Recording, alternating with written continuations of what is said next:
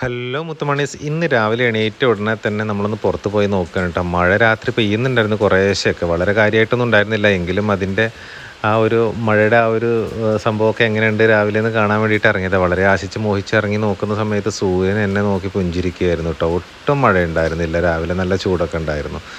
കാരണം വെയിൽ പോലെ തോന്നിയിട്ടുണ്ടായിരുന്നു കേട്ടോ. ഇത് നമ്മൾ ഇന്നലെ വെച്ചൊരു പ്ലാന്റ് ആയിരുന്നു കേട്ടോ. അങ്ങനെ നമ്മളുടെ കിളികളുടെ അടുത്തൊക്കെ ഒന്ന് പോയി നോക്കി. കിളികളുടെ അടുത്ത് പോയി നോക്കിയപ്പോൾ അവർ ഗുഡ് മോർണിംഗ് പറയുകയാണെന്ന് തോന്നി. ഭയങ്കര കലപില ശബ്ദങ്ങളൊക്കെ ഉണ്ടാക്കുന്നുണ്ടായിരുന്നു കേട്ടോ.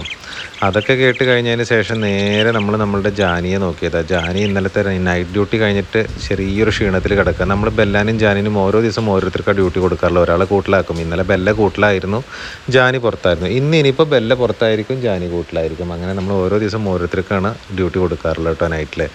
അത് കഴിഞ്ഞ് നമ്മൾ ഇന്നലെ വെച്ച ചെടികളുടെ അടുത്തൊക്കെ ഒന്ന് പോയി നോക്കി. എല്ലാവരും നല്ല ഉഷാറായിട്ട് തന്നെ നിൽക്കുന്നുണ്ട്. നമ്മളിവരിങ്ങനെ ഷെയ്ഡിൽ വെച്ചതാണ് കേട്ടോ. കാരണം ഒന്ന് വേരൊക്കെ പിടിച്ചതിന് ശേഷം മാത്രം നമുക്ക് ഗാർഡനിലോട്ട് ഇറക്കി വെച്ചാൽ മതിയല്ലോ. അല്ലെങ്കിൽ പിന്നെ വെയിലൊക്കെ കൊള്ളുമ്പോൾ അത് തളർന്നു പോകും. അപ്പോൾ അത് വേണ്ടാന്ന് കരുതിയാണ് നമ്മളിങ്ങനെ ഷെയ്ഡിൽ തന്നെ വെച്ചിട്ടുള്ളത് കേട്ടോ.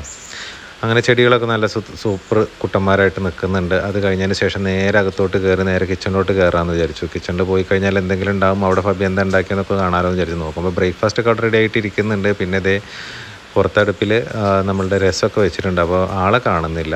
അപ്പോൾ അവളുടെ ഡ്യൂട്ടിക്ക് പോയി എന്നാണ് തോന്നുന്നത്. ഏകദേശം 9 മണി ആയിട്ടുണ്ടേ.